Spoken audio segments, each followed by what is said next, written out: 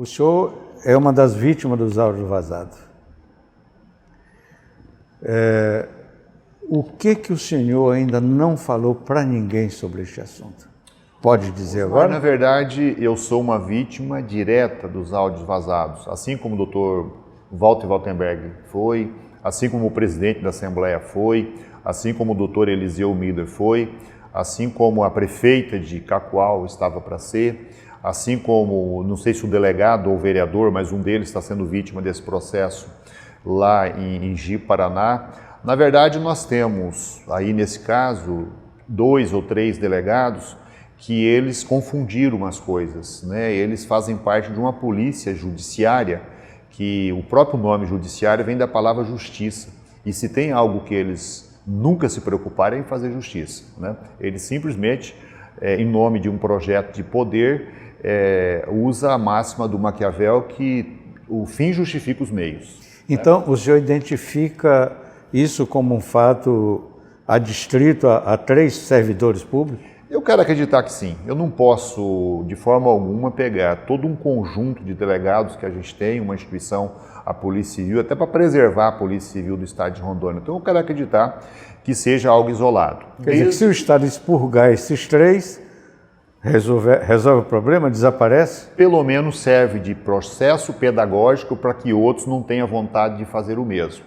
Agora aí, olhando bem para aquela câmara ali, a responsabilidade de dizer se isso é uma ação isolada da Polícia Civil ou se é uma ação corporativa, é o atual delegado-geral de polícia e aqueles que dirigem a Polícia Civil que tem que nos responder. Porque se eles protegerem esses 3 delegados depois dessa atitude, no mínimo, leviana desses delegados, significa que eles são coniventes a ela. E aí eles vão estar comprometendo a instituição. O melhor que eles fazem é pegar e cortar o mal pela raiz. Coloca esses delegados na rua, porque isso vai salvar o nome dos restantes da corporação. Não sei se o atual delegado-geral tem impulso para fazer isso. Não demonstrou isso até o presente momento.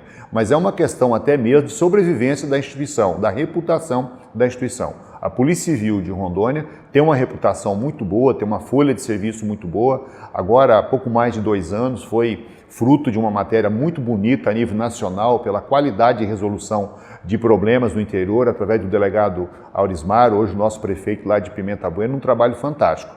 Mas tudo aquilo que o doutor Aurismar fez aparecendo no Fantástico, 3 delegados irresponsáveis estão jogando isso na lata do lixo. E é preciso a gente salvar a instituição e não é sacrificando os 3 delegados, é fazendo justiças à irresponsabilidade deles como agentes públicos. O senhor não acha que o próprio governador deveria assumir esse saneamento? Porque o governo que entra. Se eu fosse governador, eu estaria cobrando isso, mas eu não posso ser leviano com o Marco Rocha, porque esse problema não começou no governo dele. Lembrando que essa operação maluca, espatafúrdia, ela começou ainda o ano passado. Então eu seria muito irresponsável. Começou no seu governo. Exatamente. Eu seria muito irresponsável se eu colocasse essa fatura na conta do governador Marco Rocha. Isso eu não vou fazer. Tem quem teorize que essa conduta vem já de bastante tempo, até de antes de Confúcio. Você acredita nisso? Veja, infelizmente nós tivemos ao longo dos últimos tempos algumas operações. E essas operações, quando elas são feitas para proteger interesses da sociedade, em benefício da sociedade, elas são bem-vindas. Agora, quando elas são feitas para promover o agente público que está fazendo, visando um outro fim, que não seja o fim de garantir justiça, de garantir proteção à sociedade, ou seja, da autopromoção pessoal, isso às vezes pode se tornar um ato criminoso, como é o caso desses delegados, e isso é muito preocupante. Nós já tivemos outras situações aqui que até hoje ninguém deu uma boa explicação. É o caso do prefeito Alex Testoni, lá de Ouro Preto, por coincidência, os mesmos delegados, Roberto Santos e delegado Júlio César. Nós tivemos o caso da prisão do filho do ex-presidente da Assembleia Legislativa aqui, que parece que foi algo absurdo, que trocaram a pessoa, prenderam um jovem que não tinha nada a ver com a situação, se é que tinha um outro que tinha a ver com aquela situação, né? O próprio Roberto Sobrinho foi preso depois que terminou o mandato dele de prefeito aqui em Porto Velho, e até hoje o motivo da prisão dele está em aberto, nunca fizeram nenhum tipo de representação contra ele. Então esse tipo de coisa não pode acontecer, né? Então a polícia tem que ser mais responsável, o Ministério Público tem que ser mais responsável, responsável, porque é eles que coordena e que acompanha e que fiscaliza, que representa o poder público no acompanhamento dessas operações, e o próprio judiciário, né? Porque às vezes um pouco de não deixar que o assessor decida e olhar aquilo que está acontecendo e tomar uma decisão concreta no documento que está ali, evita muita injustiça. Eu acho que todo mundo tem que aprender com essas experiências nefastas que a gente está vivendo aqui em Rondônia. A inércia do Ministério Público e do Poder Judiciário não é um aval a essa conduta? Eu não vou dizer inércia, porque o Ministério Público, o Poder Judiciário, por natureza, ele obedece ao princípio da inércia, né? Então, qualquer coisa tem que ser provocada ao Poder Judiciário. E como nós ainda não tivemos nenhuma provocação concreta ao Poder Judiciário para que ele pudesse manifestar, nós não podemos, de forma alguma, não ser justo com o Poder Judiciário. Nós temos um desembargador que eu acho que ele decidiu mal na minha situação e na situação das pessoas que foram vítimas. E eu não estou dizendo aqui, Osmar, que todas as pessoas que tiveram algum problema com a justiça na Operação Pau Oco seja santo. Agora, eles misturaram as coisas. E o crime cometido pelos delegados se tornou muito maior do que qualquer tipo de crime que alguma pessoa naquela operação possa ter cometido. Toda a operação? Isso vai depender de cada caso em concreto. Eu acredito que ela tem vício suficiente que talvez o próprio Ministério Público tenha interesse em acabar com ela, mas não sabe como fazê-lo hoje, porque foi um negócio muito profundo, né?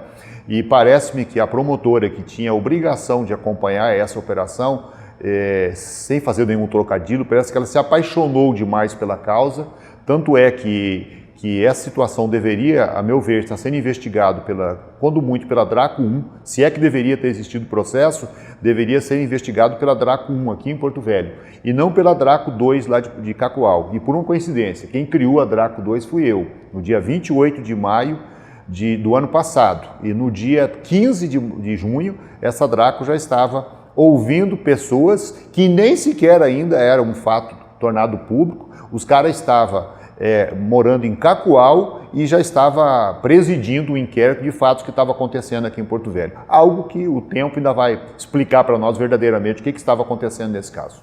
Daniel, você é um político que tem toda uma trajetória até aqui, onde nunca ninguém conseguiu provar nada para lhe apontar o dedo. Uma coisa admirável num ambiente que a política hoje, digamos assim, não é um mar de tranquilidade, né? Nós temos de Rondônia mesmo, um estado novo com 40 anos, olha quantos nomes, inclusive em legislaturas que estão em execução ainda, estão aí totalmente contaminadas, desonradas, com apontamentos negativos de conduta, né?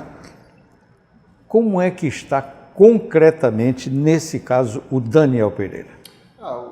Nesse momento, como é que você está dentro desse processo? Tranquilidade plena. Desde o primeiro momento, quando aconteceu, foi dia 5 de novembro do ano passado, quando pessoas próximas a mim foram presas. Eu era governador do estado, eu poderia ter destruído essa operação no ano passado. Se eu quisesse, se as duas Dracos foram criadas por decreto, eu poderia acabar com elas por decreto, da noite para o dia, né? Eu poderia ter trocado o secretário de segurança, eu podia ter determinado que mandasse os delegados ir cumprir missão no outro canto. Eu nunca me envolvi, porque eu entendia que, pelo fato que a polícia tem que ser independente, tanto é que eu penso assim, que quem mandou a lista tríplice para a Assembleia Legislativa, para que os próprios delegados escolham livremente o seu diretor-geral, fui eu. Essa é uma contribuição minha para a Polícia Civil, para a sua autonomia e para a sua independência, né? Nunca fiz nenhum tipo de intervenção e fui pego de surpresa numa busca e apreensão na minha casa, né? Por um outro lado, por tudo que já ficou demonstrado dos delegados, a gente tem que transformar em coisas boas todas as coisas ruins. E esses delegados acabaram me fazendo um favor, né? Porque, como você mesmo disse, eu estou exercendo agora uma função menor em uma instituição pequena chamada Sebrae, em que pese eu acho que ela é o melhor trabalho que já fiz na vida, é o trabalho que eu fiz aqui, até aqui nesses 11 meses aqui do Sebrae. Mas isso me deu a oportunidade da população do estado todinho começar a se perguntar, vem cá, por que esses caras estão perseguindo o Daniel tanto desse tipo? Porque uma coisa, Osmar, eu tenho certeza, pode me investigar 6 meses, 1 ano, 10 anos, porque nunca vão encontrar nada. E não é porque não vão encontrar, é porque não existindo aqui algo a ser encontrado, ele nunca vai ser encontrado. Agora, o que não dá é para forjar as coisas, não dá para fabricar as coisas, né? Eu não sei que dia essa nossa entrevista vai ao ar, mas é possível que, dependendo o lapso temporal dela, que quando ela for ao ar, a população de Rondônia já descubra mais uma bandalheira feita pelos 3 patetas, que eram os delegados da Draco 2. Então, esse tipo de coisa nos deixa muito preocupado, não é porque é o Daniel Pereira que está nisso, é porque se o Daniel Pereira, um ex-governador, ou até mesmo no exercício do mandato, é vítima desse pessoal, se isso não for coibido, amanhã é você, amanhã é o colega que está atrás da câmera aqui como cinegrafista, ou é o cidadão que vai estar vendo essa entrevista no outro momento. Então isso seja, até mesmo como um processo pedagógico de proteção da sociedade, tem que ser visto, tem que ser corrigido e tem que ser coibido, né? A gente tem que ter justiça para todos e não injustiça para todos, como algumas pessoas parece que têm uma pretensão de querer fazer. O que chama mais atenção é que no breve período que você ficou como governador do estado, a segurança era uma área da sua primeira preocupação. Você queria fortalecer a segurança, melhorar o serviço para o cidadão e tudo. E justamente nesse período, a segurança age contra o governador. Eu não vou dizer que é a segurança, vamos dizer que nós tivemos uma situação isolada e que fizeram um negócio tão mal feito que talvez seja a primeira vez na história do país que um grupo de delegados começa uma operação, um ano depois estão afastados dela e queira Deus que daqui a um ano eles não estejam presos no lugar daqueles que eles achavam que deveria estar preso. Então é um ponto fora da curva e, repito isso, com certeza não é o sentimento e o espírito de forma alguma, né? A gente sabe, eu convivo com pessoas do serviço público, da área de segurança, delegados, tem pessoas que eu conheço há mais de 30 anos. Lembrando que o meu chefe da Casa Civil era um ex-secretário de Segurança Pública do Estado de Rondônia e um ex-delegado de carreira, o Dr. Eurípides Miranda. Então tem um apreço muito grande por essa corporação e não é porque 3 pessoas fizeram besteira que você vai atribuir essa responsabilidade à instituição como um todo. Agora, repito, a instituição tem que pegar esses 3 e tem que punir, porque senão está sendo conivente com eles. Daniel, nós estamos caminhando para o final da nossa conversa. Uma curiosidade. No Sebrae você pegou esse viés muito inteligente da educação empreendedora. Vejo você falar com muito entusiasmo, né? O seu ex-parceiro de governo também lá no Senado tem a educação como sua principal bandeira, quase única bandeira de mandato. Quem influenciou quem? Eu acho que é um processo mútuo de influência.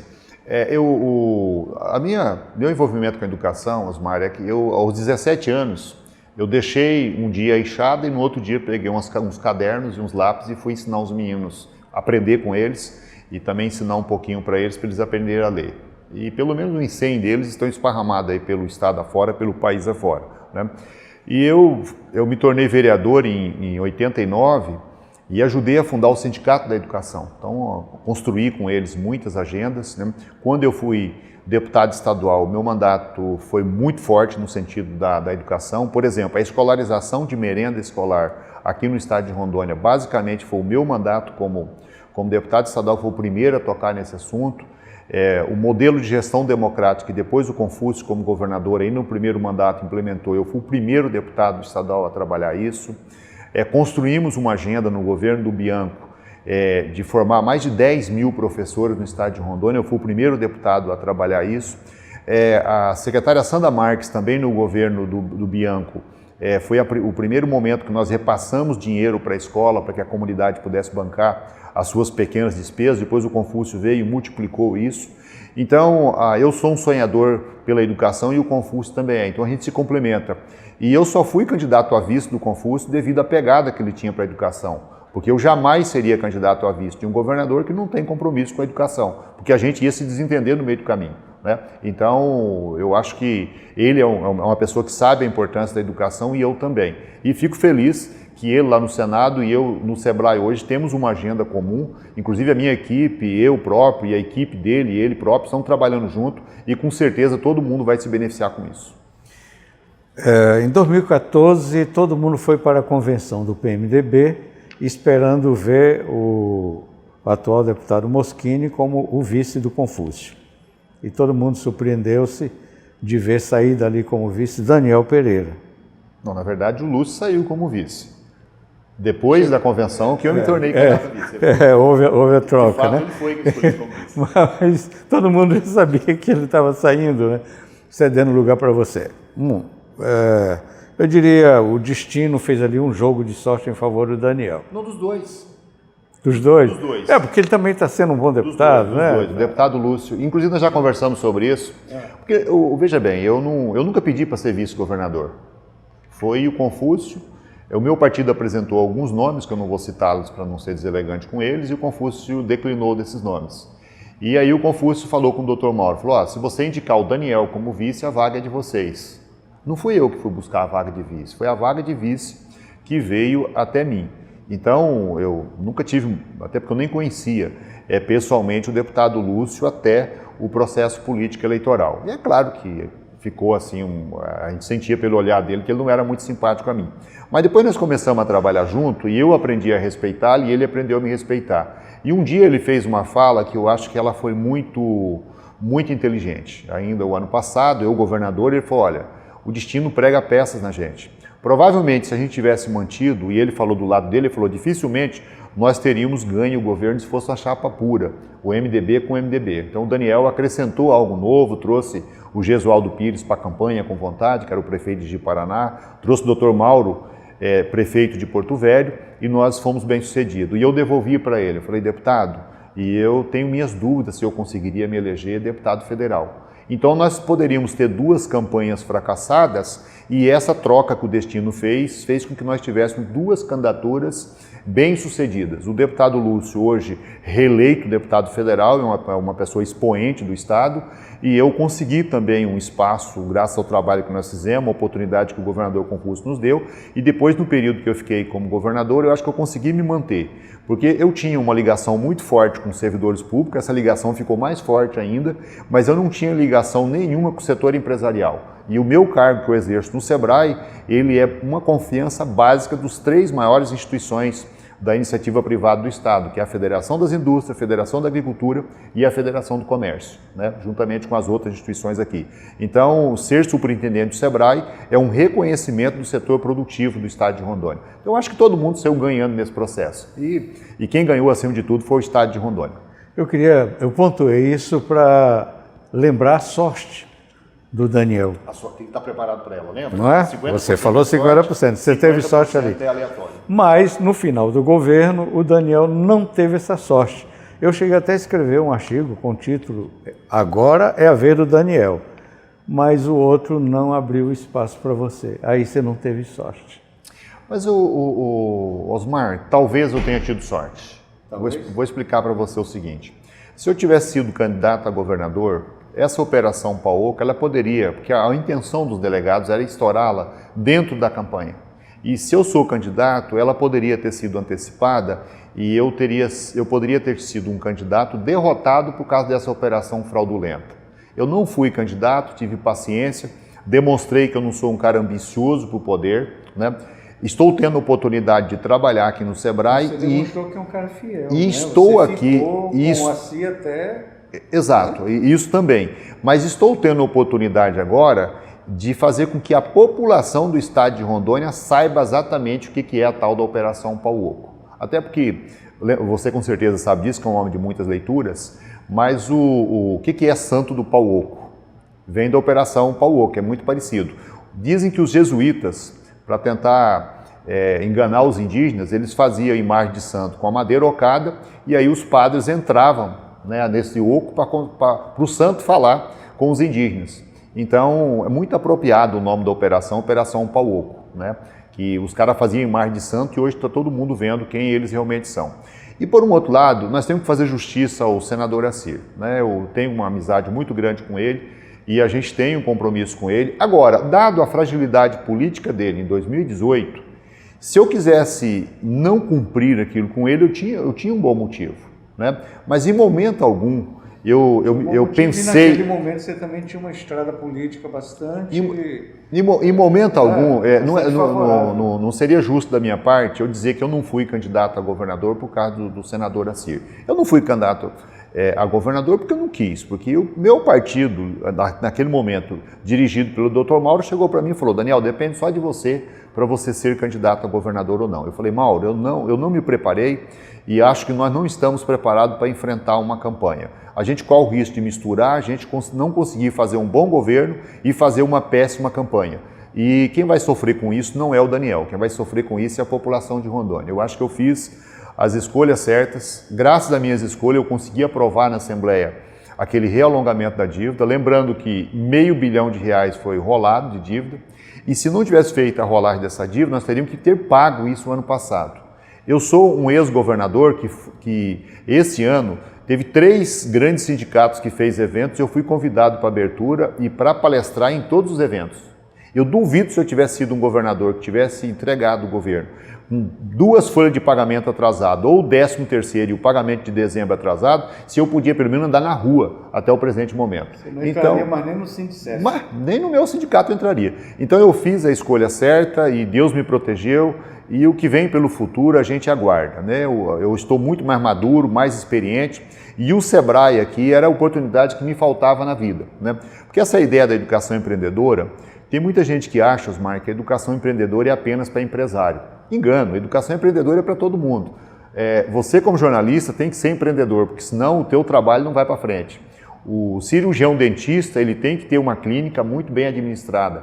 O advogado bem-sucedido tem que ter um escritório de advocacia bem administrado. O servidor público que valoriza o público, ele tem que ser empreendedor. É aquele cara que chega, vê os problemas, não se curva a eles e busca solução para eles. Não, e você só citou profissões em cujo currículo não tem nada de empreendedorismo nem de gestão. E que precisa, e muito. Então o empreendedorismo é algo para a vida, todo mundo precisa, né? Então estou muito feliz com as oportunidades que Deus me deu.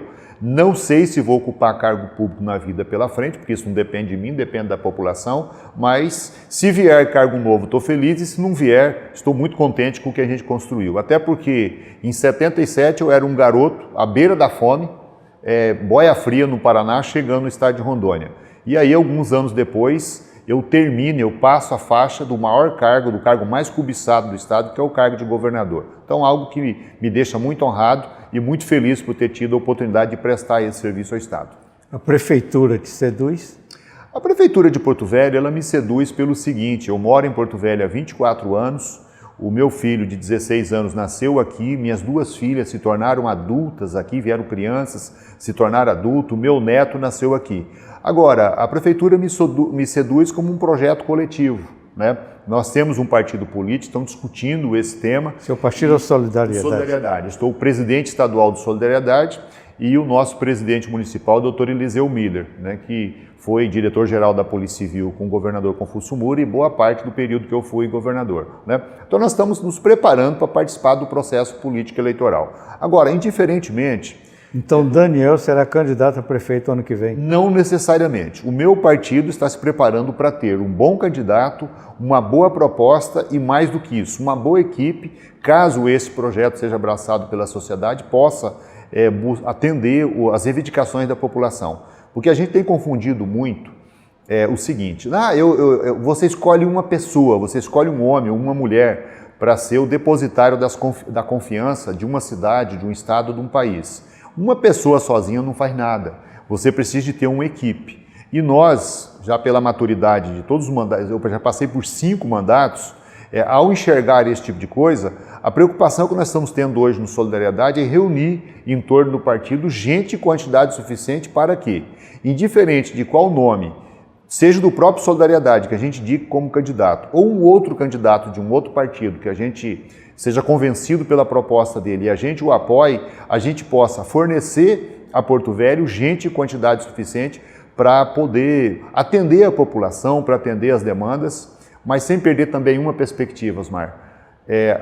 A responsabilidade de cuidar de uma cidade, o prefeito tem a responsabilidade maior, a Câmara de Vereadores também, mas cada cidadão também tem responsabilidade. Então, não é a minha ideia ser candidato a prefeito, mas se eu viesse a ser candidato a prefeito, eu jamais iria cometer o erro de dizer que eu, sozinho, vou resolver os problemas da cidade.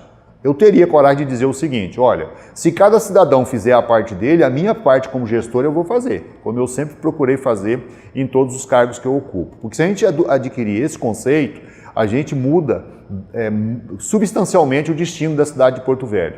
Agora, enquanto todo mundo, ou a maioria da população, ficar jogando lixo na rua, não fazendo a sua parte e ficar achando que o prefeito vai vir como salvador da pátria, o governador ou o presidente da república, isso nunca vai acontecer, né? Então, fazer uma cidade bonita é uma obra coletiva e o prefeito é o maestro desse processo, mas cada cidadão é um músico. Se ele desafinar, a banda ou a orquestra desafina. Para encerrar, se o Bolsonaro lhe convidar para o partido dele? Olha, eu tenho concepções políticas diferentes do presidente Bolsonaro. Tenho respeito por ele, é meu presidente, foi eleito majoritariamente pela população, assim como eu torço para que o governador Marco Rocha, que é do partido dele, faça uma boa gestão, eu torço também para o presidente Jair Bolsonaro. Mas nós temos concepções políticas e forma de ver o mundo totalmente diferente. Assim como eu acho que ele não toparia de participar do meu partido, eu teria dificuldade para participar do partido dele, com todo o respeito que eu tenho por ele. Daniel Pereira, muito obrigado pela entrevista. Foi um prazer conversar com você. Prazer é meu e espero que os nossos leitores, ouvintes, aqueles nossos amigos que vão ver, possa ter compreendido um pouco daquela mensagem que nós queríamos transmitir. Obrigado. Nosso povo vai gostar de ouvir você.